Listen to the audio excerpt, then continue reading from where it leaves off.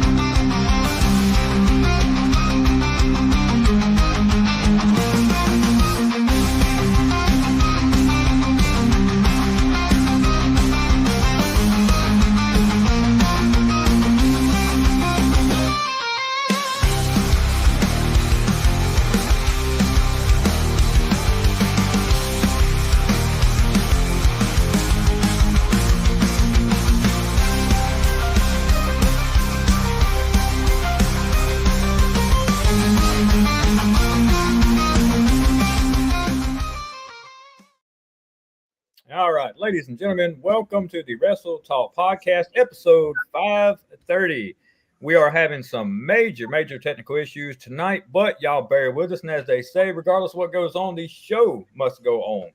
So, my partner, Mr. Nightmare Jones, how you doing? I'm good. How are you doing, Ace? Doing, man. It's been a chaotic day, chaotic week, and tonight just seems to add the icing to the cake. Yeah, I understand that. Oh man, it's been wild. Hey, we're here, and that's all that counts, and we're gonna make the best of it. We're gonna have a few little issues with some of the banners tonight, especially I think when it comes to the high spots, but we'll work with it as we go. So man, how you doing, man? How's your day been? How's your week been? I'm doing good. Hopefully, what happened last time I was on the show doesn't happen this time. Because last time, I kind of got kicked off by a Gabriel. Yeah. I know, right? He can't pop up tonight, so we could do the same to him. Which right now he's basking in the victory of being the new fully crowned Warriors Heart champion. So congratulations. He is. And I guess to step off in some FWC business real quick. I don't know if DeJuan's gonna be here tonight, but we have new tag team champions, Mr. House and Miss Susie House. The House Mafia has finally, after a few years, captured the FWC Tag Team Champions. Mr. John House, Mr. Hardcore House, has successfully retained his hardcore title for probably the thousandth time already. Going on almost 2.5 years, almost 3 years now. And then on top of that, you have Susie House has retained her title. You have Mr. Brother Bear retained his title. So I mean, there's a lot going on. So I mean, we'll get into more of that later on.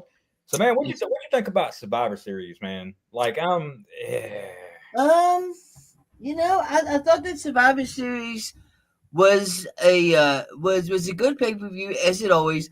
But man, I'm old school. I miss the whole elimination tag team matches. Like, yeah, I love dude, I remember watching, like the Hulkamaniacs against the $1 Million Team and that kind of stuff. And I like war games, but for the casual wrestling fan, only having 4 matches in a pay-per-view kind of sucks. Let's put it that way.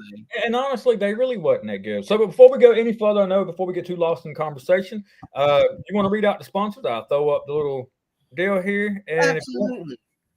Ladies and gentlemen, Retro Talk Podcast would like to thank all of our great sponsors: the Retro Zone Painters Dream Productions, the Independent St. Louis Wrestling Hall of Fame, Doomed Outfitters. I don't know who owns Doomed Outfitters.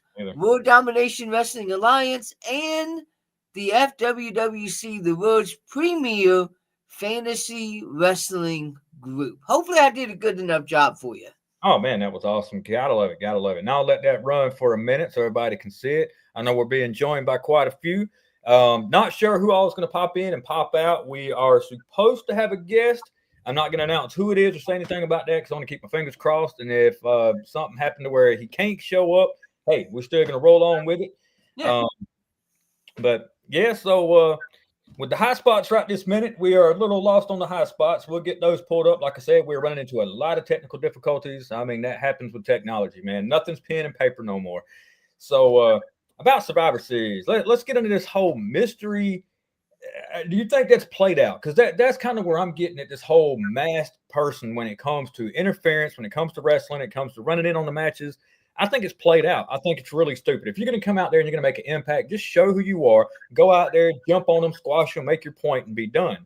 And I believe that shows like AEW, prime example, and I have to pick on them, I always do. I believe they used the whole masked run-in so many times that it's gotten to the point where it's played out, like very played out. What's your thoughts on that one? I actually kind of like the Man Superstar because it gets everybody talking about who they think that it is, who they think that it is. Like we've heard, it could be Seth Rollins, it could be people have said that it could be Dean Ambrose, like it could be so many different people, and I think that they do it just to get everybody's thinking about who it could be, and each week this guy's going to continue to show up and attack people, and I think he finally is going to be revealed at the I think it's the January 6th Monday Night Raw when Braun Breaker goes against CM Punk for the title. I think it's finally going to be revealed that it's Austin Theory. That's Really? just my opinion. The same thought about that too. I believe it's going to be Austin Theory, but in a way that would make a lot of sense. I really don't think they're going to pull the trigger on the Dean Ambrose thing. I know a lot of speculation about that, a lot of rumors. Also, another idea is possibly Chris Jericho. Now, based on the build, based off just the movements and stuff, I can't see it being Chris Jericho. Maybe I don't. until the match comes off, possibly somebody else filling in like they did with the Americana, character. Yeah.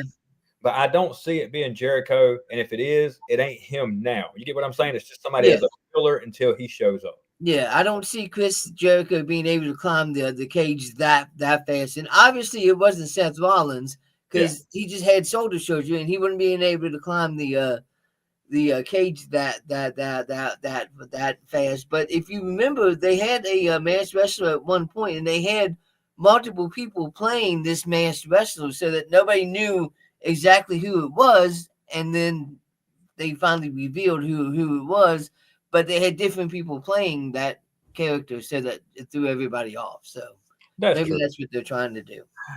So what's your thoughts on it being a work when it comes to not only Seth Rollins' injury and it being Seth Rollins, but there's also rumors about the John Cena retirement being a work? Do you think that's true, or do you think it's like he's done? There's a lot of rumor, a lot of speculation that this is just a work, and The Rock's going to come out and pull one over on everybody, and John Cena's still working for him. Yeah, I think that with everything that they've done, I don't think how they could. I think that if it is a work, it's a really, really bad idea because of everything that they've done with the tournament, and it wouldn't make any sense to say, oh, we're just kidding. It was a work. It was a whole work because, John Cena's been talking about this for a year now, but maybe even more than a year. So longer, honestly. So yeah. So yeah. I'm just I'm at a loss on this one here because nobody really wants to see him retire, but at the same time, I mean, it's time to hang it up. Like, what further do you have in your career? Even if this is a work, what else do you have to prove? What else as far as a storyline do you have to prove? Because you've already turned heel. That didn't work. You've already won the title for the 17th time. You broke the record. That got mixed reviews. So at this point, I really think he's done everything he can. And I think that it's time to call it quits. Yeah. So, and, speaking about John Cena's heel turn, you can't really put all of the blame on John Cena because we all know that The Rock was supposed to be involved in all this whole heel turn thing, and we never saw The Rock again after WrestleMania. That's true. What do you think the reason for that was, though? Like, because, I mean, there's been rumors backstage about that. So what do you think the issue was with him? It's hard to tell what actually happened. Maybe he thought that he had the time to be able to do all this, and then you know, he realized that he didn't have the time, or you know, who knows what exactly happened. There's so much backstage politics and whatnot going on. Nobody knows what's going on, you know. So now, do you think Cena after this point is like? I know he's going to be fully retired from in-ring stuff, but do you think he's going to make special appearances? You know, like The Oh Rock, yeah. so he was retired. He still made appearances to do like a one-off WrestleMania, a Oh running, yeah. you know, stuff like that. Do you think Cena's Oh going to yeah. roll? Or do you think he's going to completely step away from wrestling altogether? I mean, oh no, I don't think he's going to step away from wrestling altogether. I think he's going to be done with in-ring competition. But you know, like I said, you know, when Mick Foley retired, you know, they still brought him back, you know, occasionally to be like a general manager, or you know, just to show up and whatnot. You know, they still bring back the Stone Cold from time to time, and so you know, it just depends. And you know, maybe down the road, John Cena will come back and wrestle another match, just like Stone Cold. Like we didn't think we'd ever see Stone Cold wrestle another match, and Sure, yet sure. we got to see him wrestle Kevin Owens and do things that we never expected that Stone Cold was gonna do. Like I never thought that I would see Stone Cold take a back body bump on the concrete after he had retired, but that's what we got. Well, I mean, you know, you can't talk about retirement without talking about Ric Flair. That man had what 15 different retirements in a year, and probably 20 more within the past 20 years. So you never say never, like they say. Never say never. It happens. You know, I would love to see him in some small part, whether it be like a manager, whether it be coming into, and even if he was to do a heel manager, I really think he would be great in that one. So, oh yeah, yeah. Absolutely. Like, I mean, at least a small role in the whole situation. You know, I mean, not just completely out of the picture, you know. And so I would 100% agree with you, sir. Oh man. So now we have I know one of the high spots, and I hadn't had a chance to pull it up. One of the high spots is Mercedes Monet, whatever you want to say, Sasha Banks. I don't care what she goes by, whatever, Sasha Banks. Yes. Issue with her winning all these titles. Now she is starting to lose some of her titles. The past couple of ones she's lost. Do you think she is setting up for an AEW women's title run, and that would be like the main focus? Or do you think that she's dropping some of these titles to still win the AEW title, and that be the main title that she holds? I think that Sasha Banks winning all these titles has finally run its course. Mm-hmm. And I think that it's time that she starts to drop these titles, because let's be honest, there's no way she's going to continue holding 13, 14 titles. Oh man, at one time, like it doesn't really make very much sense. And I think that the most that makes sense would be for her to stop dropping all these titles and having the main title focus be the AEW Women's Heavyweight Championship. Oh yeah. So now the question now coming forward is who benefits more from the title wins off of her. You know, they have built her to be this dominant champion to where she has won all these matches. She's won all these titles. So who is actually who's going to step up and benefit more from winning these titles off of her? You know, and there's so many different promotions she's involved with, and I couldn't tell you really hardly any of them. Even in AEW, I just know there's so many there, and unfortunately, I don't keep up with the women's division. I know it's sad to say. It's flip flop a lot.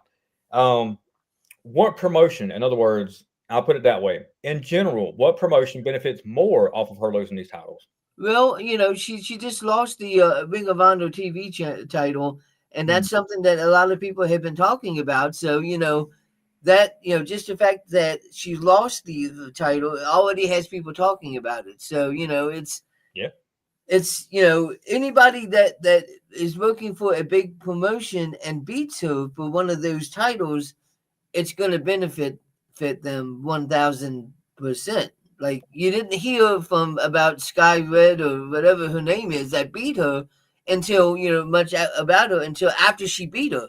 Now everybody's talking about her. So, you know, it's. Yeah, I'm kind of the same way. It's more of a what superstar really deserves it, and that's almost even with WWE. And you know, we jump back to them a lot with WWE. With Cody Rhodes holding the belt, who would benefit more from getting it from him? Who benefits more from getting the belt from CM Punk? Now, I personally am not a CM Punk fan. I really think they dropped an opportunity to push a younger upcoming star instead of giving the belt back to CM Punk. I don't believe that he deserved it. And honestly, I really don't believe that they should have given the belt to Cena and let Cody Rhodes be the one to dethrone him. They could have had anybody but Cody Rhodes beat John Cena, and that could have skyrocketed their career. You know, Cena has nothing left to prove when it comes to that. So him giving the belt to somebody, kind of like with what he did with Dominic. You know, I think they should have done the exact same thing with him, but just with another superstar. You know, they could have took the WWE title off of him and gave it to, prime example, LA Knight. Because let's be honest, nobody wants to see Gunther.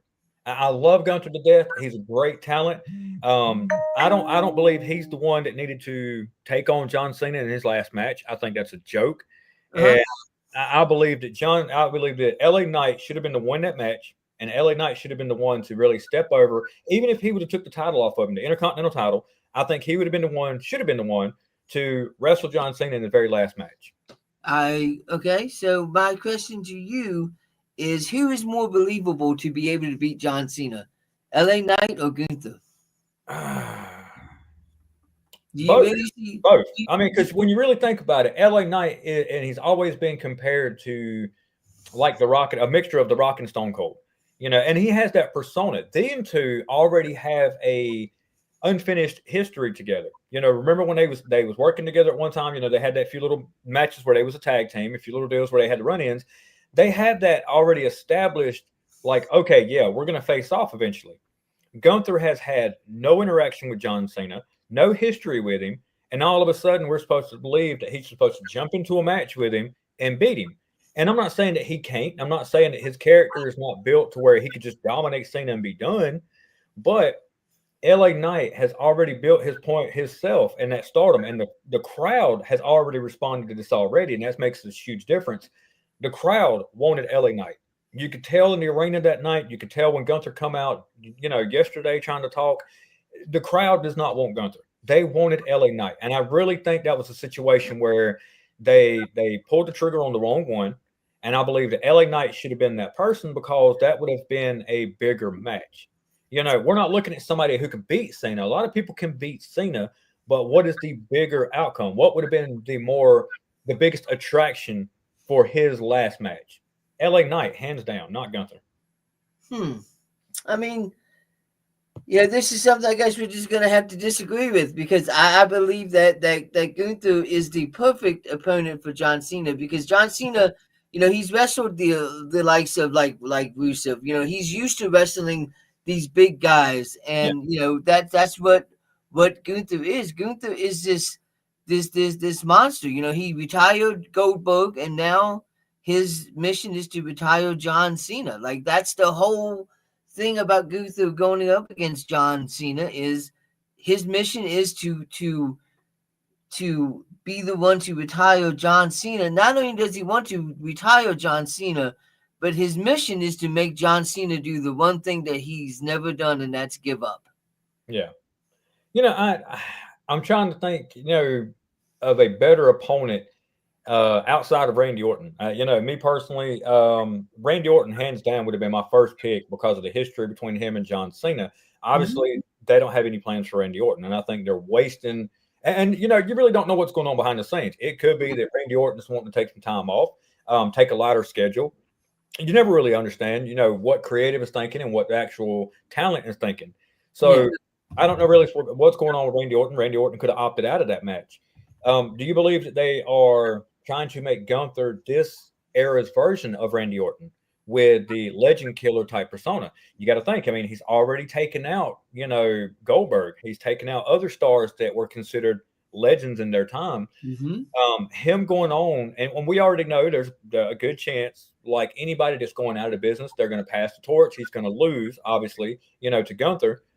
Do you think him beating John Cena solidifies him as this era? And you got to think he's also beat Randy Orton too, which is another thing.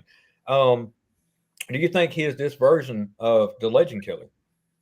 Yes, I think that this is Gunther is another version of the Legend Killer, and I can see Gunther and Randy having a match together. You know, Legend Killer against Legend Killer. Who's the better Legend Killer?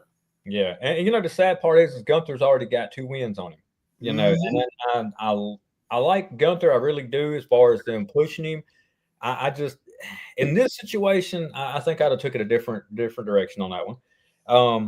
Do you think you'd see Gunther after this back in the title picture? Yes, absolutely.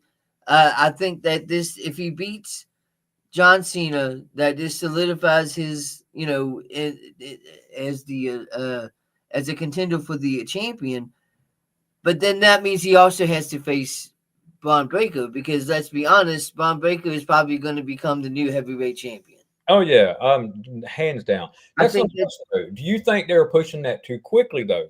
Braun Breaker has the talent. He's amazing. He's not the greatest on the mic, but I mean, as far as him taking off with his career at this point, do you think they're pushing it too soon for him to actually win the title, or do you think this is the perfect time for it?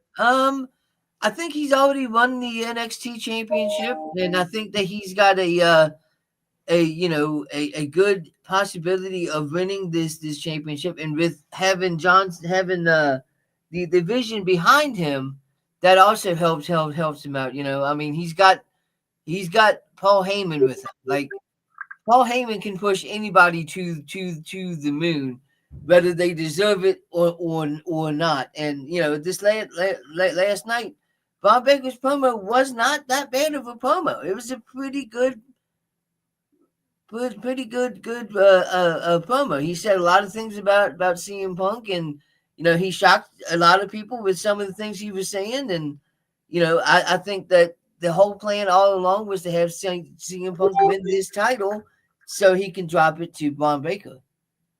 Yeah, you know, I kind of, yeah, I mean, I agree. I agree giving it to Braun Breaker. Maybe not quite this early. Let him get a little bit more established. So, okay. My bad. I was reading a message there. Like I said, tonight's show, y'all, this is going to be kind of a hit and miss when it comes to some of our technicalities on the show. Yeah. You got Miss Hoss on the comments. I don't know if y'all can see the comments. She said Braun should be the tag. Okay, Braun Browns should be the tag champion. Braun. I'm sorry, she corrected herself there. Braun should be the tag champions. Speaking of tag teams, I'm glad she brought that up. Guys, what do y'all think about the announcement that the Usos are officially back in the tag team division? I think that is the best thing right now for Jey Uso. I think that Jey Uso's singles career, that what he's been doing, it was great. Kind of gotten stale, and being back with Jimmy is just what he needed to get back into the mix of things. I'm still hoping for a Jey Uso heel turn. I still want to see a Jey Uso heel turn. Yes and no. I want to see Jimmy though. That'd be the one I want to see. I want to see Jimmy pushed. And is that too much in your face right there as far as the comments? I mean, hit and miss on that. We'll do this here. I kind of want to see Jimmy step up. I want to see Jimmy be the one to really take over and be like, you know what? I've heard Jey for too long. He's been the one just straight up in everybody's face. I'm sick of it. Now it's my turn to shine. And I would believe more of a Jimmy heel turn and a top guy than I would Jey. And I know the yeet thing got over so quick, but I think Jimmy can get over without the catchphrase. I think Jimmy can get over without having to do the yeeting. And I mean, let's be honest, in Survivor Series, I think that was one of the most corniest situations. A lot of people liked it, but that was extremely corny, where he stopped the show just to do a whole yeet segment. And I'm like, come on, man. Now it's to the point where you're beating a dead horse. This is really getting pathetic. Yeah, but didn't we already see a Jimmy Uso heel turn? Like when he wrestled Jey Uso at WrestleMania, wasn't Jimmy a heel at that time? I believe so. I believe it was Jey was the face and Jimmy was the heel. And I think that was actually the start of like the Jey Uso like push. You know what I'm saying? Yeah. So now I guess they could reverse it though. They can reverse it and have, you know, the heel Jey and face Jimmy, and we're just gonna see how it goes. You know, But at the same time, they've already put AJ Styles and Dragon Lee on notice that they're going for the tag team titles. Yeah. So, do you want to see them win the titles again, or would that be something that's just kind of a little more played out? Yeah, I mean, I love the Usos, and the Usos are a absolute fantastic tag team. So, yeah, I mean, I would not be opposed to having the Usos be the tag team champions again. Absolutely. Yeah, I mean, you know, I kind of think it's a little more exciting. I was excited personally. I was never really that big of a Uso fan, but giving props is just hands down. They make the division better. The guys are explosive in the ring together, even though separate, they're just kind of hit and miss. Together, these guys are great. So I would love to see them back in the tag, you know, back with the tag team championships, regardless of which ones, because they can go for either one. And I just think that with them being in the tag team division, it makes it way more exciting. Because, I mean, let's be honest, for the longest time, you've had the most excitement with possibly the New Day. And the New Day's kind of gotten stale. They did the whole heel thing, didn't really get over with the crowd much.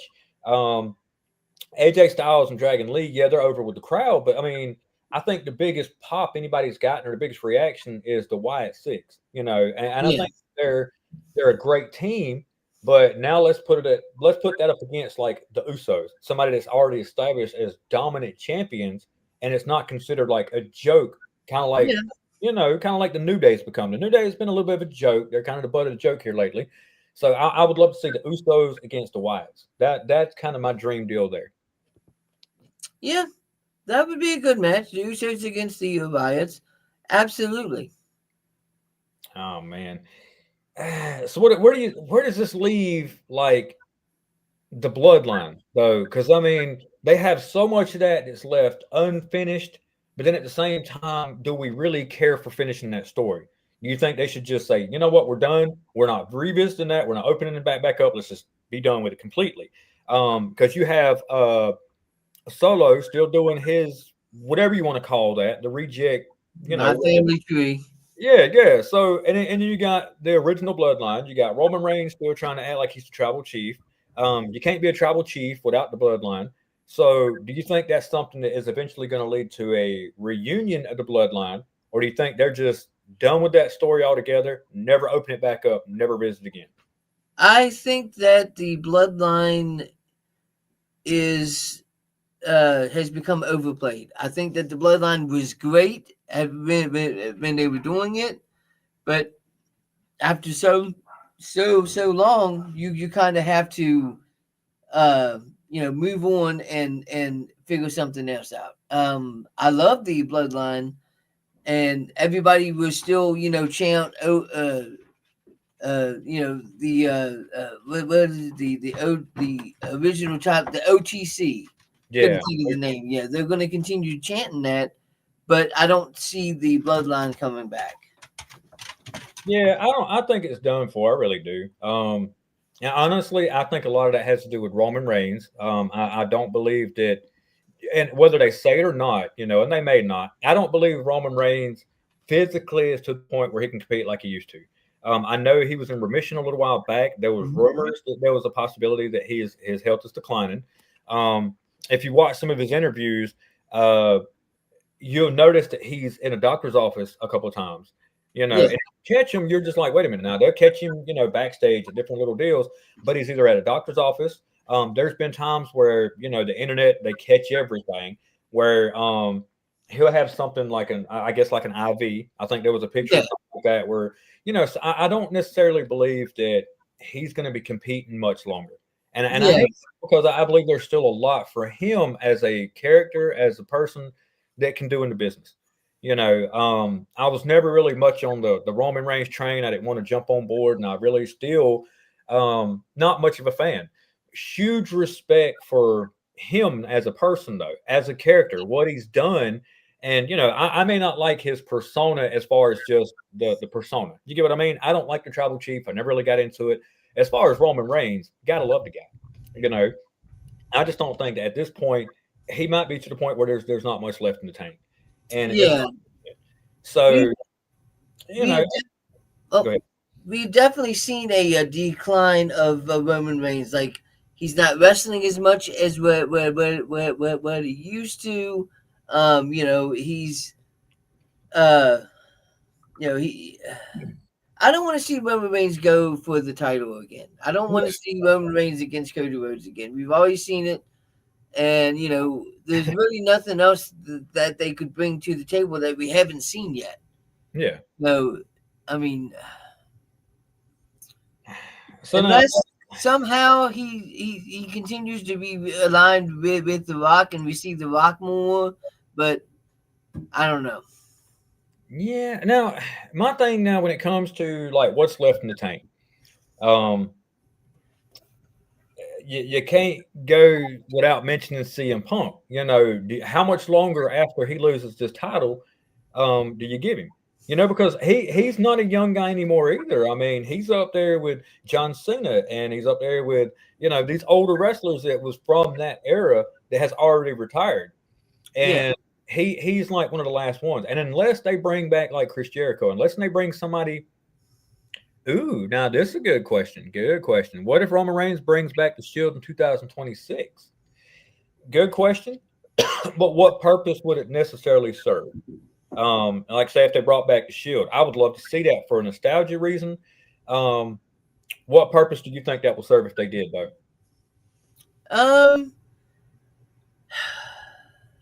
I mean, for nostalgia, I mean, it would be cool. I mean, I personally feel that they don't need to bring the Bloodline back. I think that the Bloodline is a thing that was great when it was around, but now it's you know, just like we wouldn't need to bring back the NWO. Like the NWO was great, but why would you bring back the NWO again? You know. True. I would love to see the Shield come back at least just one time, even if it's like a DX reunion. You know how like you had the DX come back, they had their moment where they went for the titles. You know, just kind of had fun with it. I would love to see that laid back, goofy persona of like Roman Reigns, Seth Rollins, Dean Ambrose. I would love to see them get back together, just have fun with it, just one last time as the Shield. Made nothing major, you know, maybe go for the tag titles, goof around, you know, nothing major as far as the storylines. I would hate to be like watching once again them trying to turn on each other for a major title. I don't think that would make any sense, and I think it would ruin it. So definitely bring them back, just for kind of a one-off, but not until a major storyline. Let's just, you know, let them kind of ride off into the sunset together and be done. But yeah, sure, I would love to see them bring them back. Yeah, I mean, the only way that I could see that happening would be if they were all getting ready to retire. If Seth Rollins was getting ready to retire, Roman Reigns was getting ready to retire, and Jon Moxley. If all three of them were getting ready to retire and Jon Moxley wasn't involved in AEW anymore, I could absolutely see that happening and seeing them having one last hoorah before they ride off into the sunset. Yeah. I mean... yeah, I would definitely love to see just that one last deal. Well, I mean, I guess that goes back to CM Punk, though. How much longer do you really think he's got, though? Once he loses that belt, do you really think he's going to stick around, or do you think it's going to be where he just loses it, disappears, and don't come back? I think that when he loses that belt, you're going to see him around. He's still going to wrestle every once in a while, but you know, he's not going to be chasing the title anymore. I don't think. I think that after this, when he loses, he's finally not going to. He's done everything he needs to do, and I think that you're going to see him wrestle less and less and less, and then eventually, he's going to finally retire. He's going to retire in WWE. That's for sure. He got his WrestleMania main event. You know, he won the championship again, you know, so, I mean, what else is there left for him to actually do that he hasn't done yet? That's true. Now, when the moment comes with him, though, who do you see being his last opponent? You know, because there's so many opportunities for CM Punk to have, like, dream matches. I mean, you got to give it to him. I'm not a big CM Punk fan, but, you know, there are some matches I would love to see. Seth Rollins, let's take him out of the equation. I'm so sick of seeing that. I'm tired of seeing him go against Drew McIntyre. I don't want to see him against Cody Rhodes. I think that's going to be a waste. Possibly Roman Reigns to an extent. I would love to see them two face off, but I would love to see Roman Reigns just crush him and be done with it. When it comes to CM Punk, I think that would be where Jericho comes in. I would love to see a Jericho CM Punk match, but he'd be the one to retire CM Punk. Yeah, that would definitely work. They've had their issues in AEW, so but not issues, but they had their feuds in AEW, so that would definitely work. You could also, what if the person that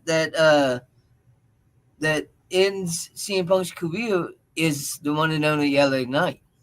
What if you have a heel LA Knight ending CM Punk's career?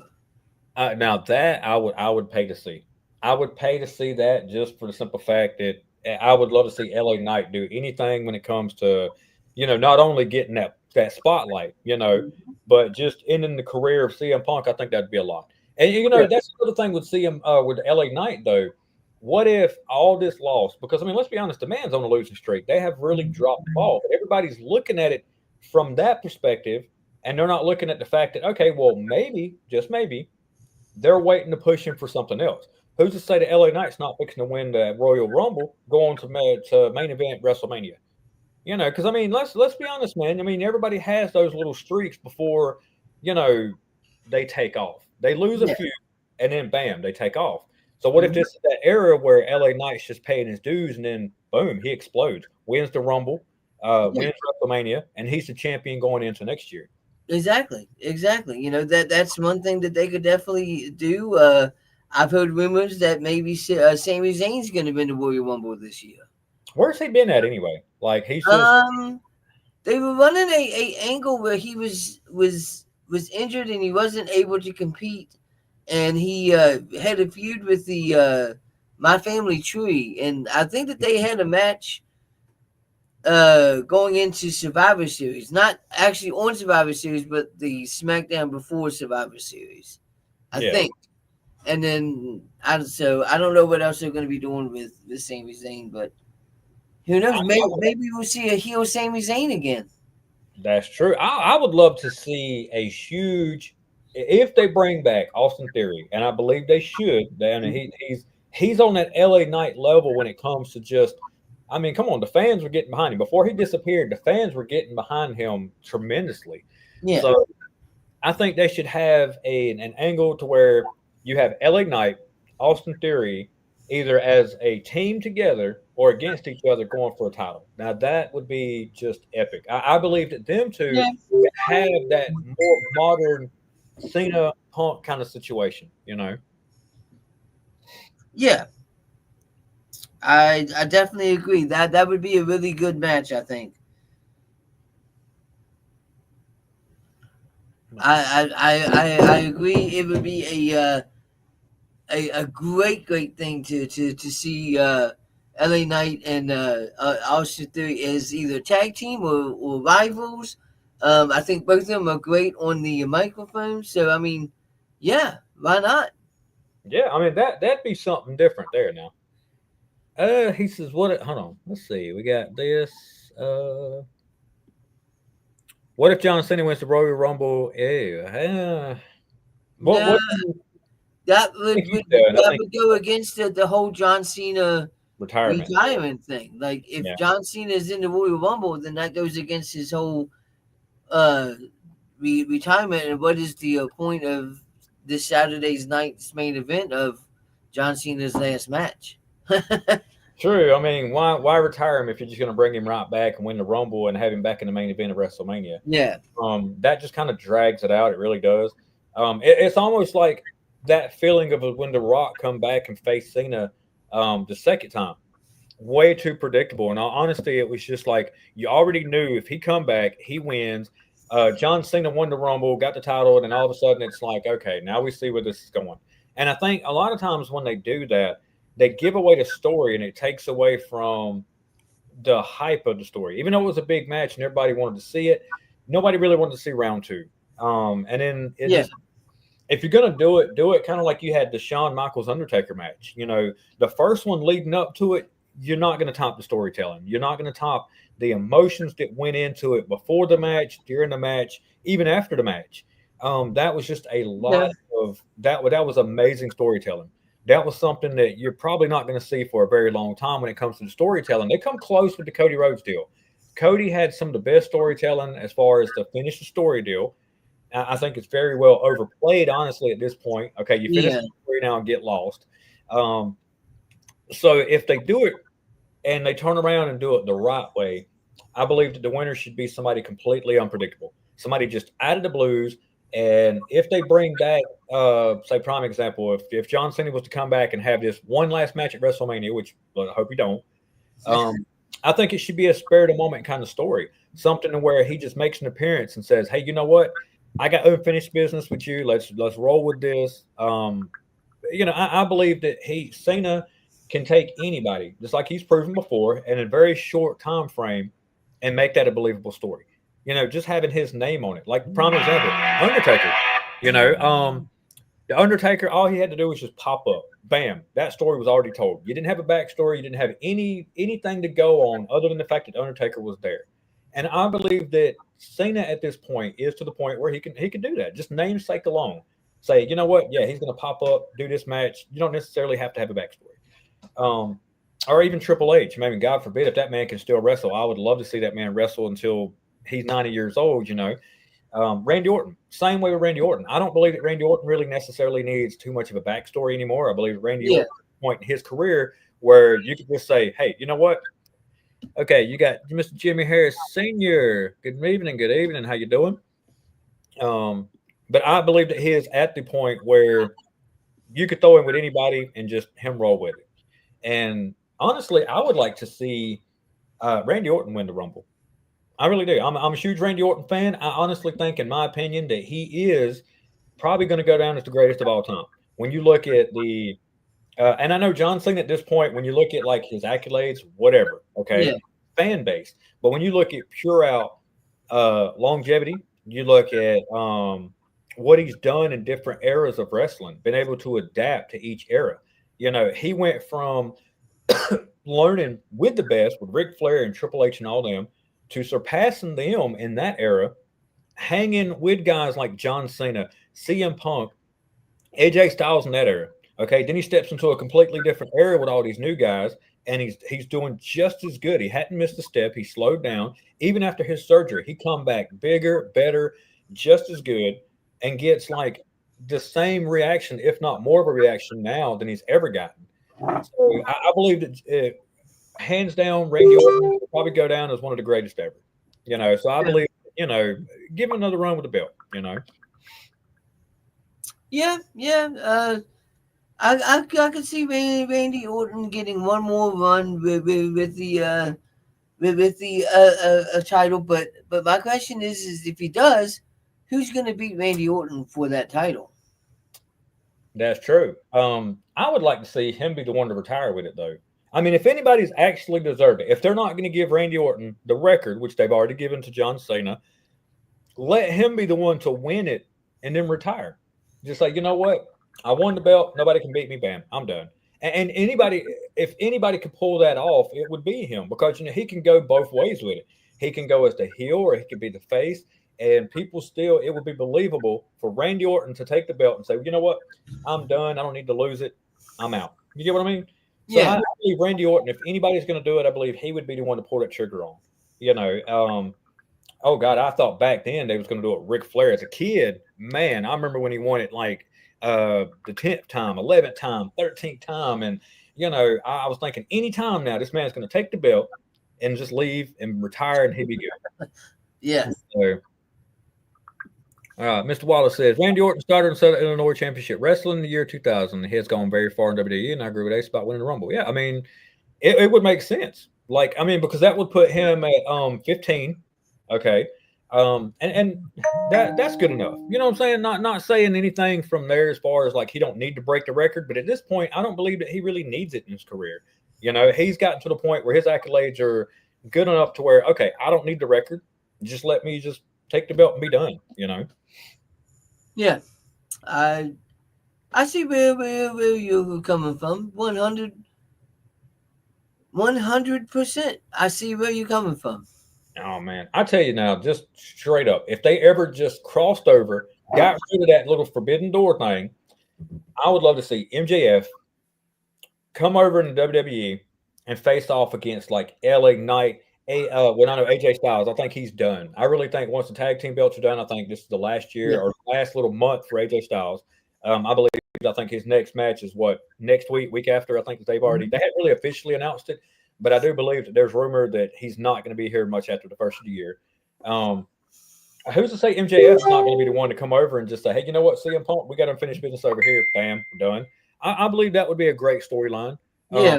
Love to see MJF come over and really take off. If anybody can come in and just dominate the sport in WWE, MJF. I mean, I like AEW. I don't follow it as much. Some of the storylines remind me of the end of WCW in days. I mean, so it's hard to follow them. Great talent, though. Great talent. I do, in my opinion, I believe AEW, I think they rely too heavily on former or ex WWE talent, though. That's the only problem with them, and that's the only problem I have with that product. But then again, all of wrestling does it. All of wrestling, they get built somewhere else, and then they come over here and make this show a bigger name. So you can't really blame them, you know.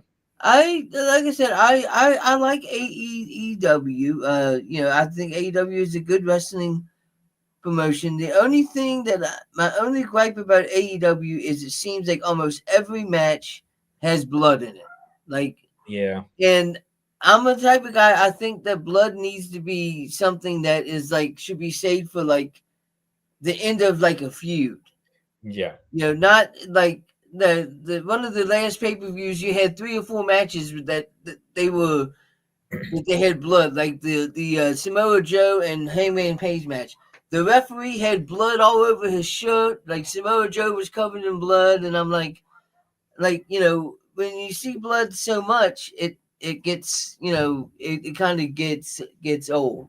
Yeah, it loses the feel that it's supposed to have. And that's, I mean, once again, I'll bring up Ric Flair. I love Ric Flair, but let's be honest. I mean, the man fell down and just starts bleeding all over the place. And it got to the point where that become more of a joke than it did being taken serious when it come to Ric Flair. And it's kind of like with Darby Allin at this minute. Darby Allin's a great talent. Now, I believe the man's very entertaining, but it's at the point where this man is extremely dangerous, not only to himself, but the people around him. Bumps that he's taken. I mean, come on, man. Look, I get it that, people like Mick Foley, Terry Funk, all of them, they had amazing careers putting their body on the line like that. But the sport has evolved to the point where that's really no longer necessary. People don't want to see that as much as we used to want to see it back then with ECW. And even back in ECW, let's be honest, some of that was taken too far. I mean, you talk to any of them wrestlers now in their interviews, and they tell you a lot of that was regrettable. The good times that got to put them on the map, but what it done to their body and shortening their career, that I think they would regret going back and like, hey, you know what? If I'd have changed anything, I would change taking it to that extent. Darby Allin's taking bumps that are just extremely dangerous. And I believe he would be the one that we're going to see have and I hate to say it, and almost like an Owen Hart moment. And you never want to see that in wrestling. You never want to see that in any sport whatsoever. But with the stuff he's doing, he's going to screw up. I mean, you're going to test fate so many times before fate slaps you and says, hey, quit being stupid. You get what I mean? So either we're going to see a major injury with him or we're going to see an Owen Hart situation. And that's going to be the next topic. That's going to be that point where that discussion has to be made of asking, when is it going to be enough? When is enough when it comes to, this particular spot in wrestling? Is that kind of spot, is that kind of hardcore mentality really necessary when it comes to the sport now these days? Because these guys, you want to be entertaining. This is all for entertaining. As we all know, it is, I would never say fake. It is choreographed for the most part. Yes. Why would you choreograph yourself taking a bump that can literally paralyze you? And that's kind of what I'm getting at with that. It's just, and he is nothing more but a glorified wow guy.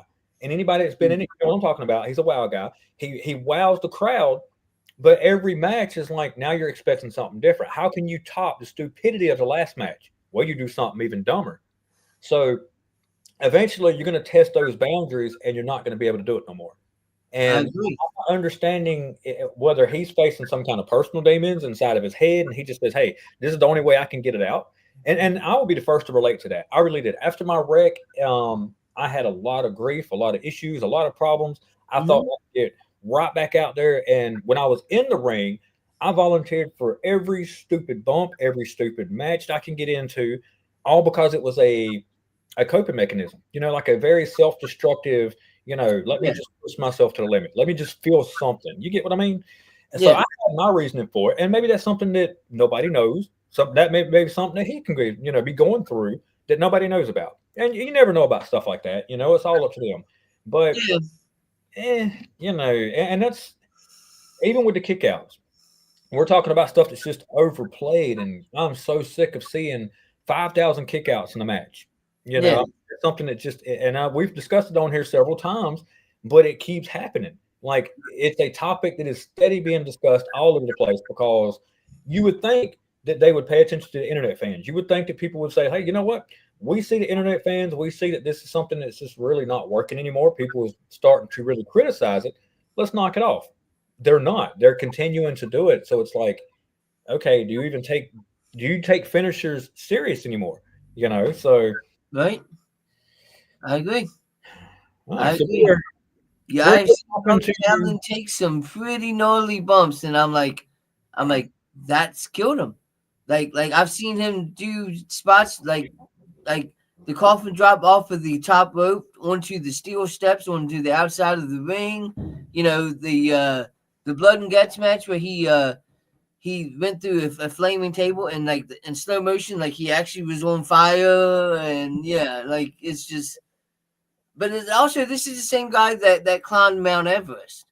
So true, but I mean, I just even allowing the other wrestlers, like even the spots that he allows them to do, they're literally just carelessly throwing this man around, and it's like, wait a minute now, like I would be very, I don't know, I would be disturbed if this man says, "Hey, throw me over this ring and let me land on this table," and he landed wrong. You know what I'm saying? Because they're just carelessly doing this, and that's something that I'm not real comfortable watching. It's to the point where it's very cringe, and you're just like, "Nah, this ain't even entertainment no more. This is like you're watching this man try to kill himself."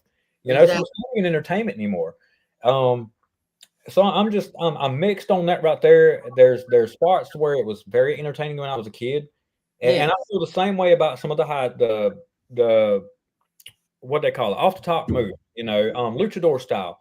I Mhm. believe luchador style should strictly be like it used to be. You saw like a cruiserweight match, and that was like the highlight of the night. Now it's every match is like 5,000 flips and just a bunch of dancing around. It's like, let's just turn the channel. I think that's what's happening with wrestling altogether, though, not just AEW, but with WWE. Yeah, I definitely agree. I agree 100%. I've got to go real quick. I'll be right back. All right, you're good. All right, so we are heading into hour number 2. I don't know how much longer we can be able to keep it and how many fans we got still tuning in. Once again, guys, we have had a lot of complications with tonight. We do apologize for any setbacks, any technical issues we've had. We've had some guests that was supposed to show up. Unfortunately, when we go live, that's the fun part of going live. You never know what's going to happen.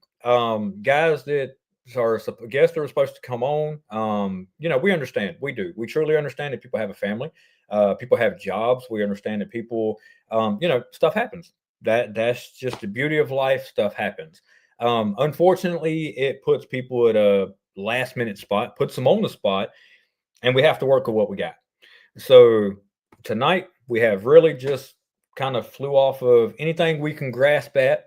If you're watching still, especially after, us sitting here rambling on about absolutely nothing, we definitely appreciate it. We do. And y'all will make this is why we still do the show. The guys that tune in that are extremely loyal, and we see you, we really do. We see you all on this, every time in the comments, we see you showing up on the viewer deal. This is why we still do it. And I believe that there's so many times that they have stepped over and says, "Hey, you know what? We may not be able to do this anymore." let's bring him back on here and to the stage. Hey, no, you're coming back. Hey, I But, am back. yeah. So, like I was saying, though, it's when we're put on the spot like this, and we have a show that is done live every other week. You're going to run into problems. So, like I said, as I was saying to finish up, to the fans that are still out there watching tonight, the ones that have been loyal, this is why we do it. So we do definitely appreciate you. We apologize for any setbacks tonight.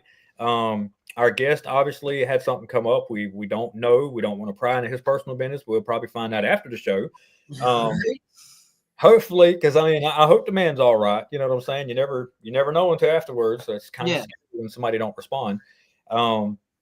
But for future reference, when we reach out to our guests, we reach out to people who we want to invite for the show. By all means, man, let's keep a level of professionalism, not only just on our end, because hey, it's not only just them, but like prime example, if we contact them all week, we contact them, we'll step out on these guys and we'll invite them to the show weeks and months ahead of time.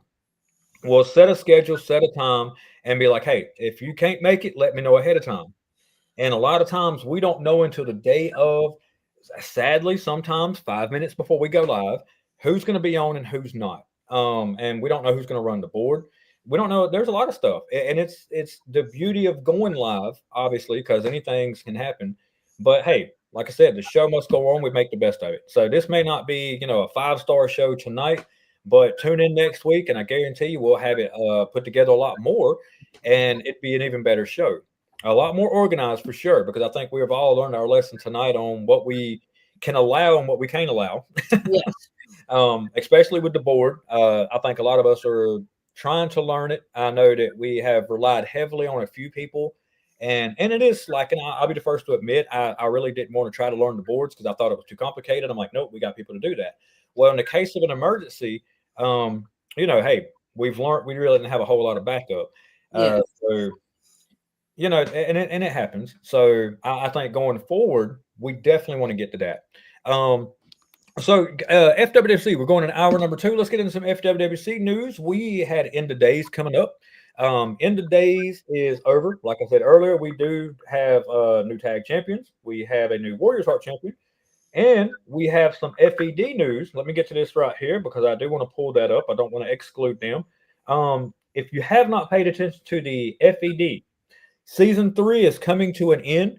We have a lot of people that are going to be moving up to the main roster. The main roster is going to see a new class of performers, great talent stepping up that is going to give all of us a run for our money. Me and you, we've been there, done that with the guys that's on this roster right this minute.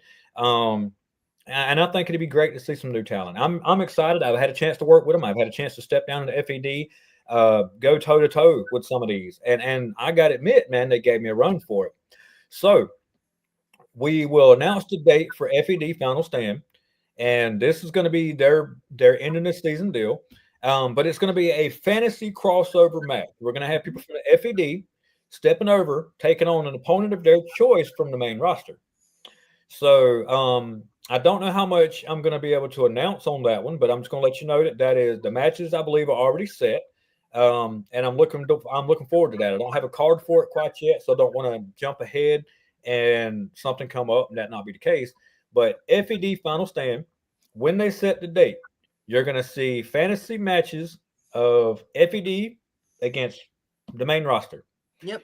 And these guys, I'm telling you, I'm ready. They are primed. They are ready. And when they step over into the next season, these guys are going to be on the main roster, and they're going to be going for titles. They've already picked who they want to go after.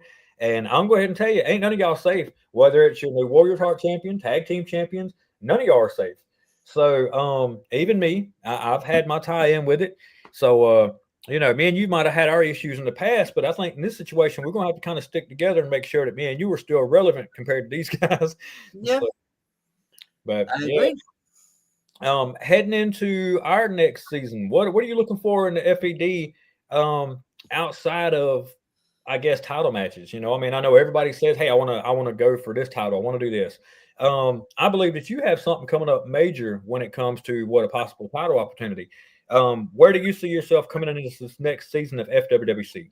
I am looking forward to ending Bishop's career and ending his tag team with Jason Curtis, brothers in arms. I am looking forward to taking everything from Bishop, and that's exactly what I'm going to do. Not as Nightmare Jones, but as Nathaniel Jones, because as you saw last night, I was attacked by Bishop at the end of the match after I had wrestled a triple threat match. You know, that's the coward that Bishop is, and he seems to think that just attacking me with the baseball bat is going to get him what he wants. And my answer is still going to be no.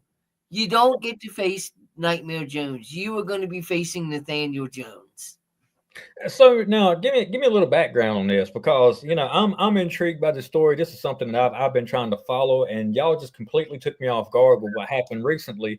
Mhm. I got to admit, man, y'all got my interest on this. So from a background deal, what started this between you two? Oh my goodness, me and well, Bishop and Nightmare Jones go back a long time in the FWWC, and we were some really big foes, and there's unfinished business, and he wants to face Nightmare Jones again, and that's not I'm not going to give him that. He's going to face Nathaniel Jones, and I'm going to put him in the hospital, and I'm going to end his career, and so he's on borrowed time. Let's put it that way. Yeah, and speaking of borrowed time, I know that I hate to rain on the celebration for our new Warriors Heart champion, but as announced, there was some backstage, politics that led to some stuff or whatever. Me personally, I was able to pull some strings that comes in handy when it comes to who all you know, and I have gotten myself a number one contender spot for that new fresh Warriors Heart championship. Okay. So, Gabe, you're already on notice. You already knew you was on notice from the start. I announced it before in the days that whoever won, it didn't matter whether it was him, whether it was Savior Saint, they was on notice. And when I cash in on that number one contender spot, that's yet to be determined. I hadn't quite decided when, whether I drag it out, whether I want it to be a major deal or cash in on a Monday. Who knows? But that's my goal for this next season. Ace is going to be the Warriors Heart champion. And as I've said before, in this whole make the FWWC great again, that was my goal. And it starts with claiming that title and being not only the top champion, but taking that title to a whole nother level, taking it mainstream, taking it to a level that even the great Moby Lou couldn't take, And, my question after this, because I know he's in the shadow and I know he's watching, is what is Savior Saint doing now that he done lost? He still has the crown. He is still the ruler of the ring until that next, person steps up to claim that crown, which will be probably right here at the beginning of next year. So that's another question. If you're listening, which I know you are, reach out to us, Saint. I know right this minute you're waddling in pity, you're crying about losing the match or whatever, but reach out to us, man. Let us know what's next for you, okay? Because we're concerned about you. We hadn't heard from you. We hadn't even seen a follow-up promo to end the days. So let us know what's next for Savior Saint. Let us know what you're feeling. If we can help you out and making you feel better about that loss, by all means, let us know. Because I'm not going to lie, congratulations. I would give props to Sick. Last night, that was a hell of a match. 4.5 years in the making of me dominating this man in the ring, and he finally got a pin on me. He finally got me. And I'm at the point where I was more excited for him than anything. I'm like, I would take that loss. That's what I was feeling last night. You know what? I will take that loss, and I couldn't have asked for a better opponent to take that loss to. You know what I mean? So 4.5 years, me smacking him around, and he there's a huge history there. There's a lot of respect between me and Sick. And I told him, it's about time. It is about time.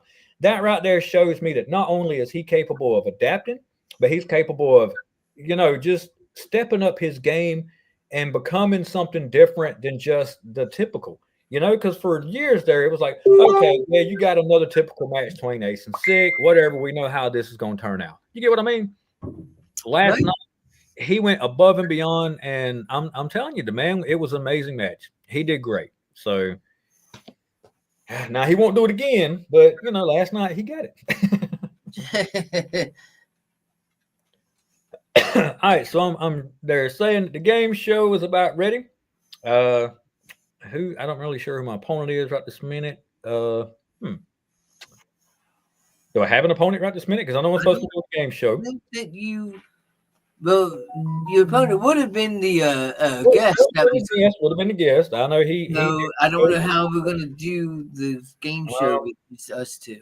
Well, we could test each other's knowledge, man, if they allow it. And I'm pretty sure, we got to fly on the seat of our pants here and let's come up with something. We got to be creative. I'll tell you what. Let's me against you. You come up with a question. Let's see if we can get it right. Matter of fact, I tell you, for the first time, let's quiz the fans. I mean, if somebody's out there listening and they want to, pop up and say, "Hey, look, let's ask them a question." If somebody wants to answer, hey, let's test our fans' knowledge. What's the questions anyway? And I'll go against the fans. I'll see if they can answer it quicker than me. All right. Let's see here. Let me pull it up real quick.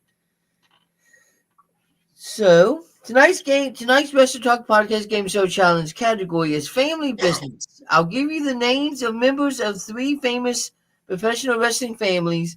When you think you know the answer, all you have to do is just shout it out. So I'll give you a bunch of names that are in a historic professional wrestling family, and all you would have to do would be to tell me who the family would be.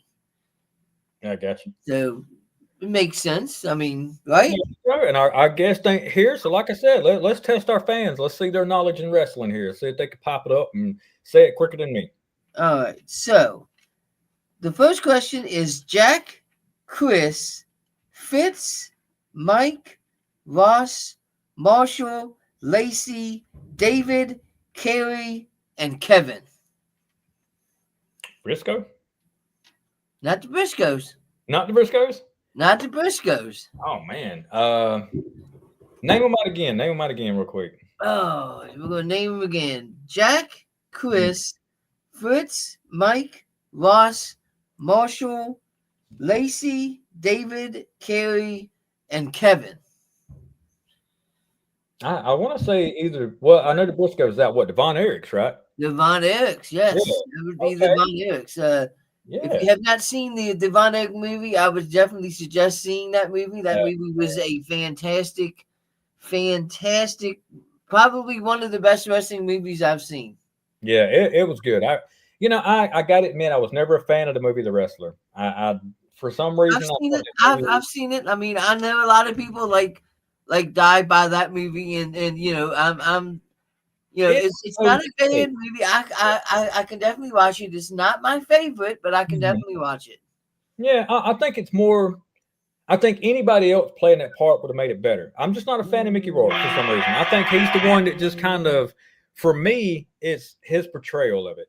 I believe that he just not. I don't think he really done good. I think anybody else in that would have done better. Yeah. So all right. So what do we got as the next question? All right. Question number 2 would be Sam, Matt, Lloyd, Joe, Alpha, and Sika.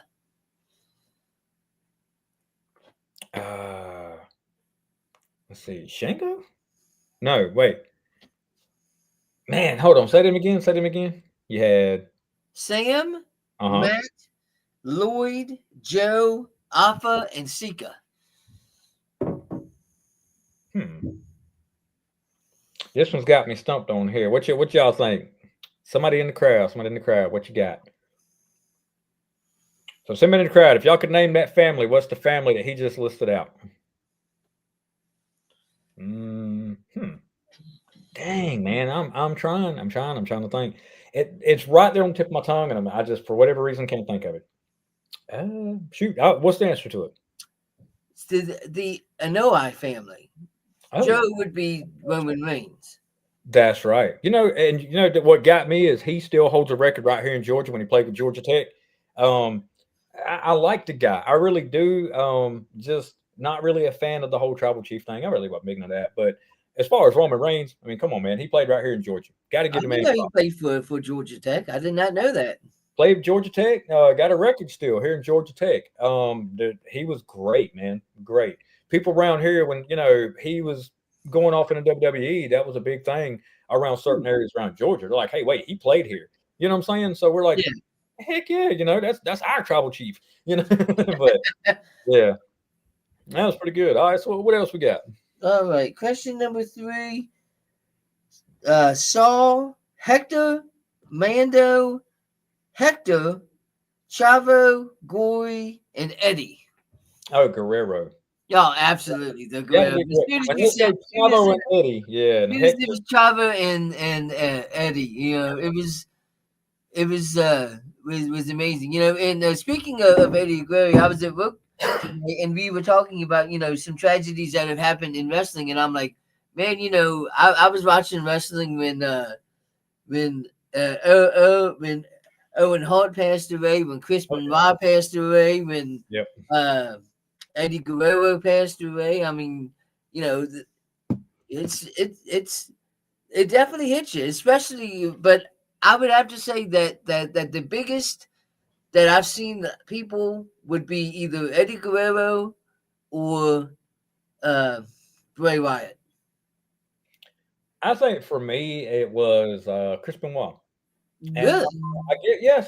And I guess because of not only the circumstances behind it, but for the fact that growing up, I was always a huge Four Horsemen fan anyway. I mean, not just of the original, but any version. Now, of course, there were some versions that was kind of corny. I was a big Chris Benoit fan. I loved it, and I had a chance to meet him. Like I said, he was staying right here in Georgia, so there were times that you would come across him, and the times that we would come across, even though you didn't have a chance to really just come up and have like a great conversation with him, he was very humble. I mean, he took the time to acknowledge that at least you was there. Even in past, just even at the meet and greets, back when WCW would come through here years and years ago, they would come through Georgia. One of the biggest spots were the Albany Civic Center, and they would have a lot of meet and greets. And even then, getting to talk to the guy, getting to see him, then just a real humble person. I mean, so having to, I don't know, knowing that only just happened not too far from where I'm at now, but also just somebody that I've watched since I was a little kid. It was a huge part of what made me love wrestling growing up. And all of a sudden, this is what happens and the circumstances. And you're like, oh, wow, this hit like really deep, because it goes to show that not only what they go through mentally, but physically in the sport. Yeah. And, what you see on the camera is not always what's going on backstage. And so when that happened, it's like, oh, wow, this just opened up a whole nother level of, we know absolutely nothing about what really goes on with these guys, and it, in a way, it leads to a whole nother level of respect for the ones that go out there and do this, because you're like, wow, man, these guys really go through it. And this is what some of the outcome is, I mean, look at some of the history of guys that have committed, unspeakable acts all throughout history. Even another one I grew up with watching was Superfly. Nobody would ever thought that he was involved with something back in like the 80s that would have called up with him. And then love Macho Man. I love Macho Man. He's hands down one of the greatest ever. But if you listen to the stories of how he was backstage, how he treated his women, he put people through, and you're like, oh my God, like this is a whole nother level, of just not knowing absolutely nothing about these guys. Yeah. And then that persona, I guess the acting that they have to do, not only in front of you, but in front of the camera. Yeah. That's a whole nother level, and you're just like, oh, wow, Yep. So, I definitely agree. Like the whole WrestleMania 5, Hulk Hogan against Macho Man. They used Macho Man's jealousy of Miss Elizabeth to feud that match because Macho Man was so possessive of Miss Elizabeth. Like, if you even looked at Miss Elizabeth, he was wanting to fight you. Oh, yeah. For even looking at her. So they were like, we're going to use his possessiveness of Miss Elizabeth to fuel this feud. And it definitely worked. Oh, yeah, it did. And it was very believable because that was real emotion. Yeah. So what we got? Any more questions? What's on the quiz deal? All right. The last one is, so The alternate questions. So the last question would be Larry, Amy, Joe, and Kurt. Nabisco? No. Amy.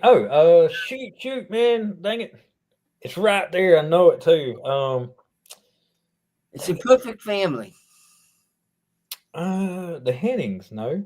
The Hennings, you're correct. Yeah, that's what I was thinking. The Hennings. Yes. It was like, and I was like, okay, I got you. The Man, Hennings. that's somebody, man. Kurt Hennig, man. I love some Kurt Hennig. That Absolutely. was awesome. Well, shoot, that wrapped up the game deal. Yep. Well, guys, I mean, I think that's about covering everything. We could run through the sponsors again real quick. Yep, let's do the sponsors real quick.